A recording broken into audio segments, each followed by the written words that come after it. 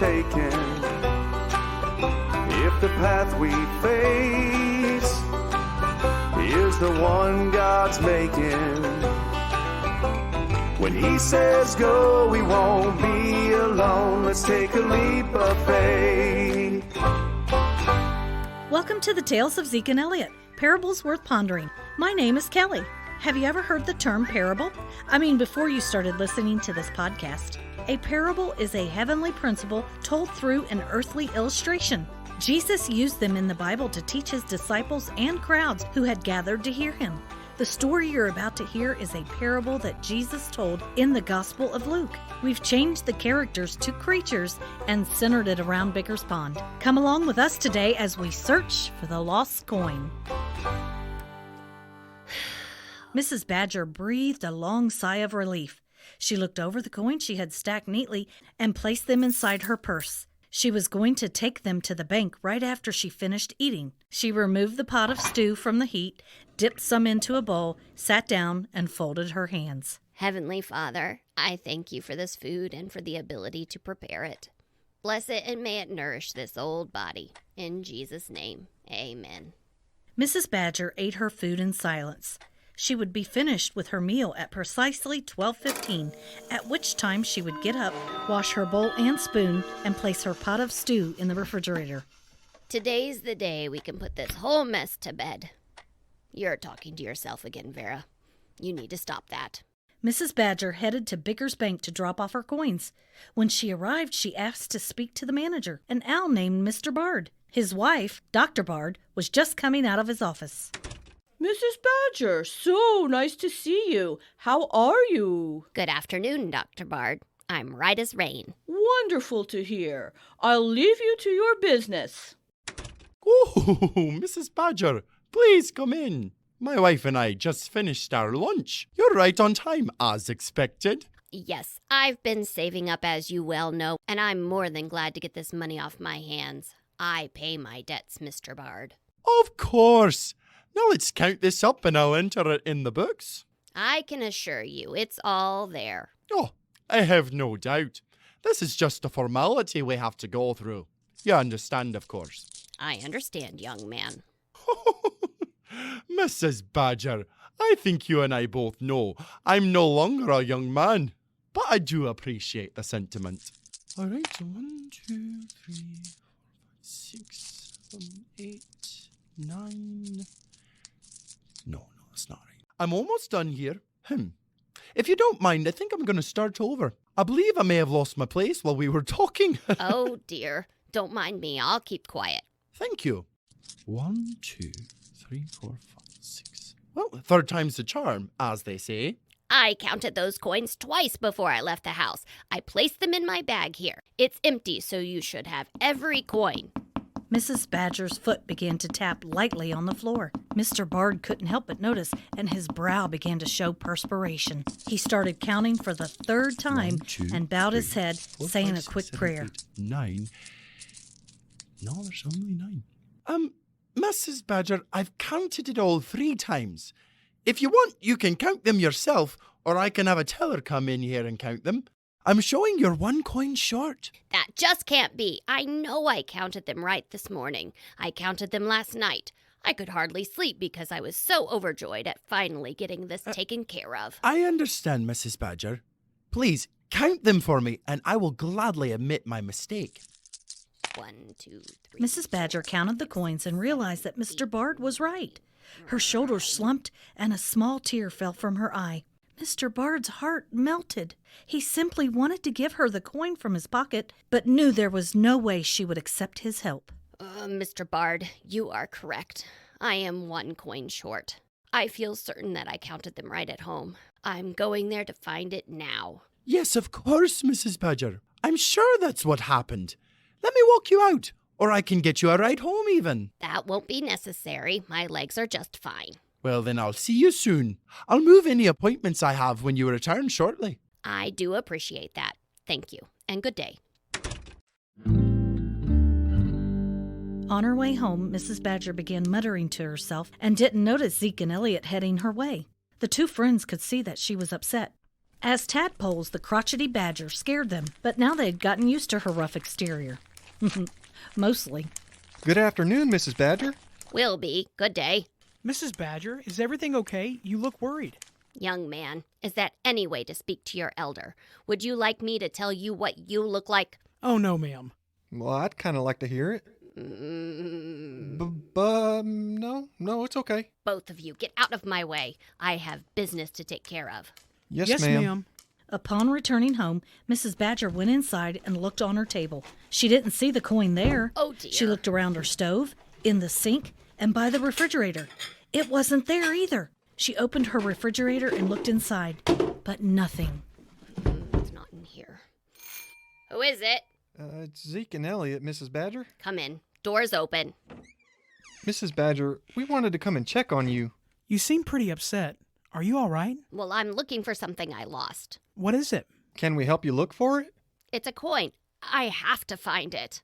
Well, I have a few coins. I could give you one. No. That won't do.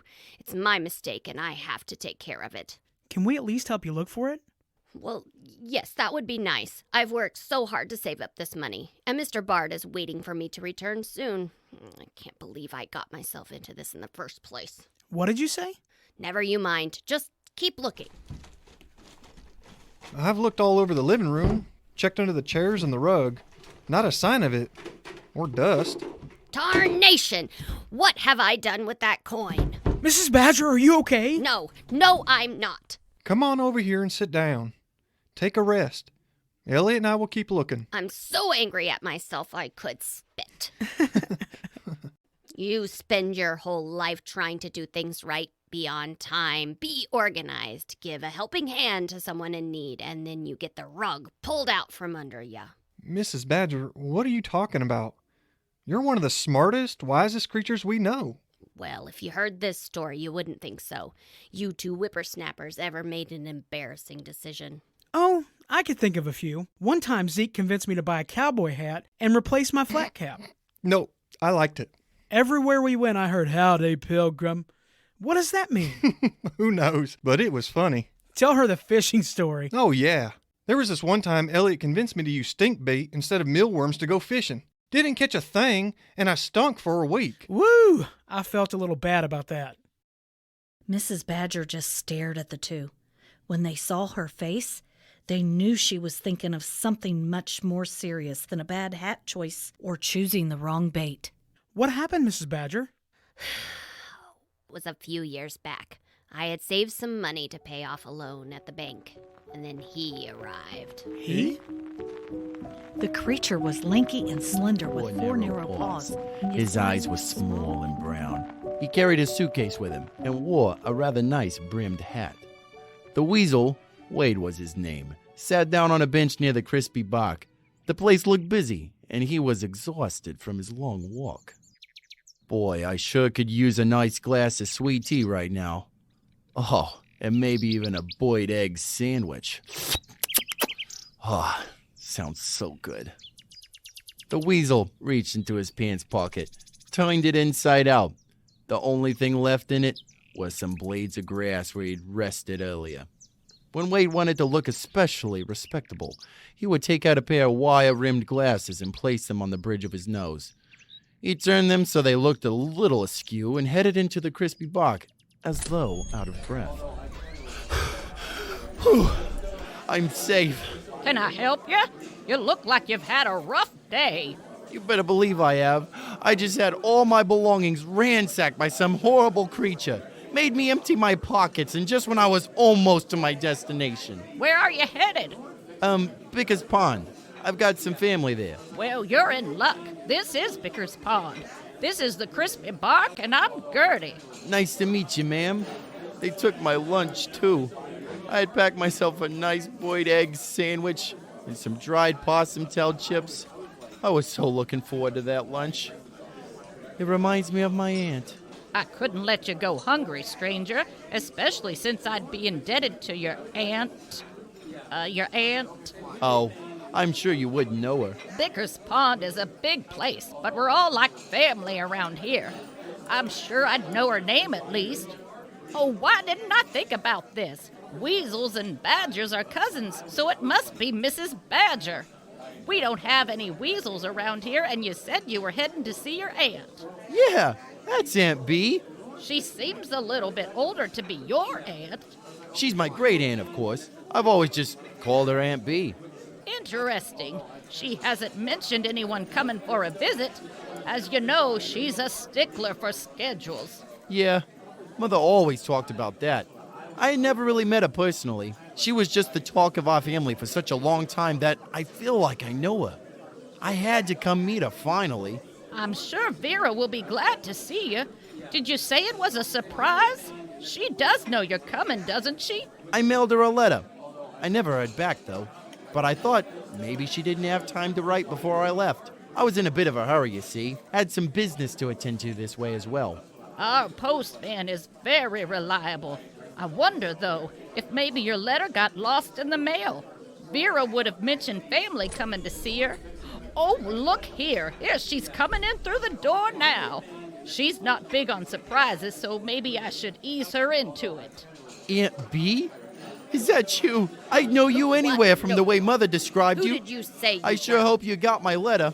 You were expecting me, I weren't you? never got- Well, of course you were. You being so time conscious. I Mother sure always am. says you like to keep your schedule. Who did you say? It's me, your great nephew. I sent you a letter stating I would be arriving today. Didn't you get it? I did not receive any letter, young man. Well, I'm sure it was just an accidental oversight.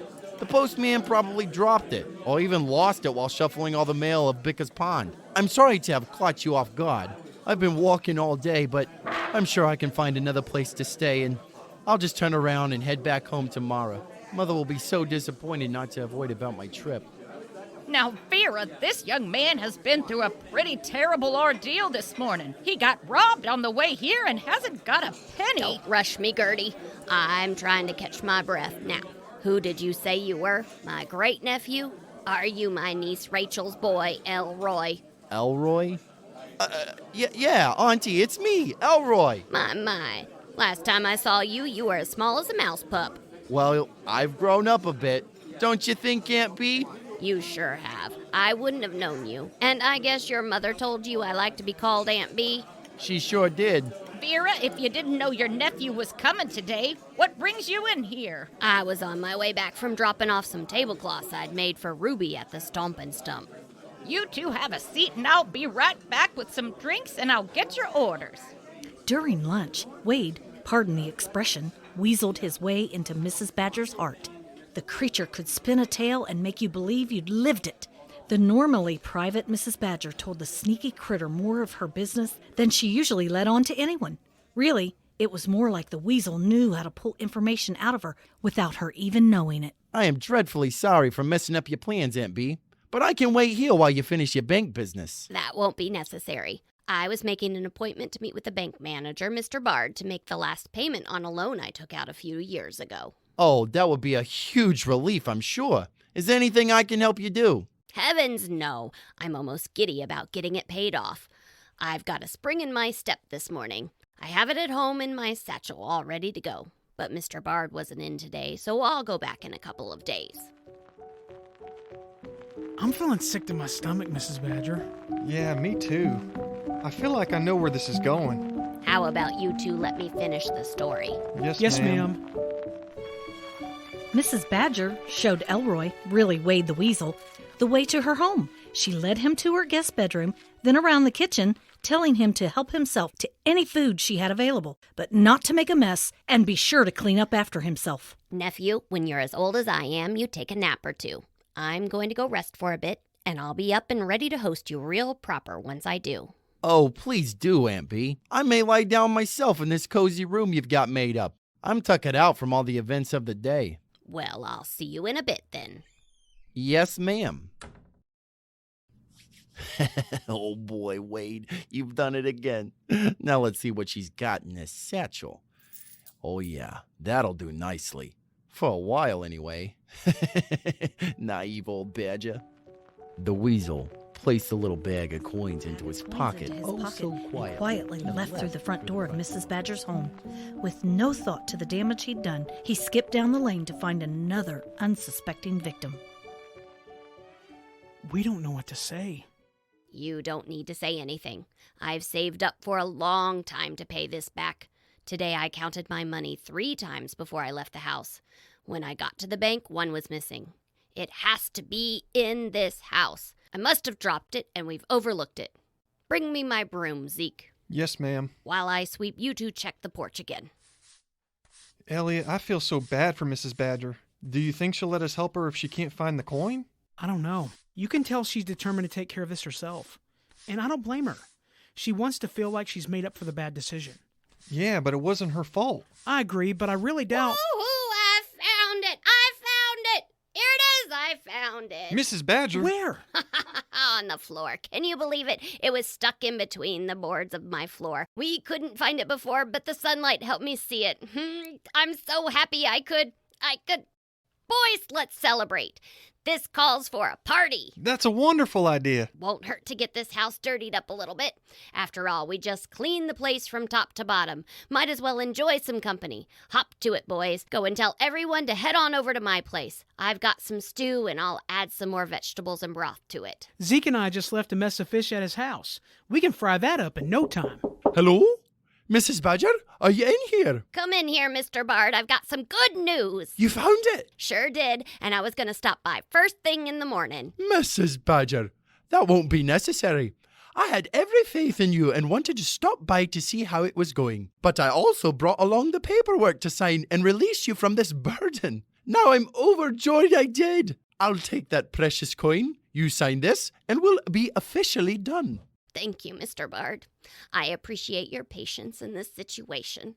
Now we're going to have a party. Zeke and I are going to go out and invite everyone over and fry up our latest mess of fish. My wife has baked an earthworm pie for you, Mrs. Badger. We had planned on bringing it by later this evening, but I can run home and get it, and her right now. That's wonderful, Mr. Bard. The more the merrier. Later that evening, Mrs. Badger's home was packed with neighbors and friends who'd come to celebrate with her over the lost coin. Anyone need seconds on earthworm pie? I do. Oh, I do. Not me. I'm like so. Bicker's Pond is one special place. It's surrounded by creatures that call each other family. They're not the same shape, size, or breed, but they love each other and they take care of one another. Today's episode is based on Luke 15, 8 through 10. It's called the Parable of the Lost Coin. It says, "Suppose a woman has 10 silver coins and loses one. Wouldn't she light a lamp and sweep the entire house and search carefully until she finds it? And when she finds it, she will call her friends and neighbors and say, 'Rejoice with me because I have found my lost coin.' In the same way, there is joy in the presence of God's angels when even one sinner repents." This verse is in reference to some angry religious people who'd asked Jesus why he was friends with sinners. We are all born sinners and what Jesus calls lost, but when we follow Jesus, we become found. And so he used this parable to show what rejoicing there is in heaven when just one follows him.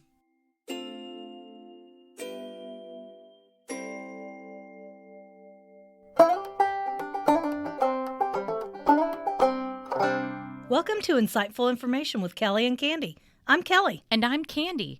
Kelly, did you hear that part where badgers and weasels are cousins? Is that right? Like Wade the weasel would be the same as my cousin Betsy? Yes. Well, no.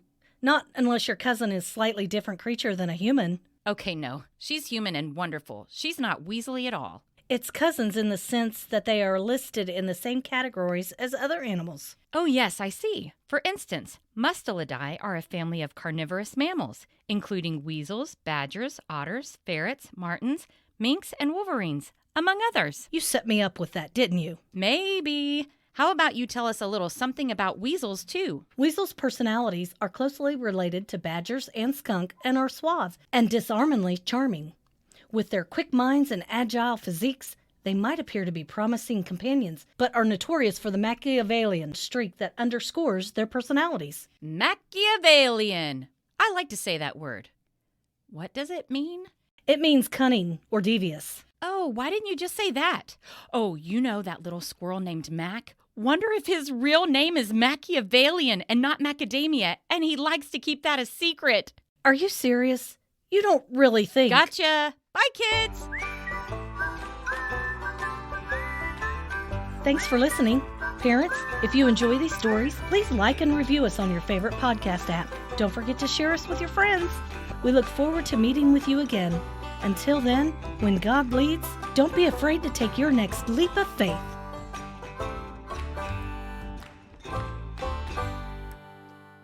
Yoo-hoo! Mrs. Badger, are you in here? Yoo-hoo! Yoo-hoo! I felt like Tigger.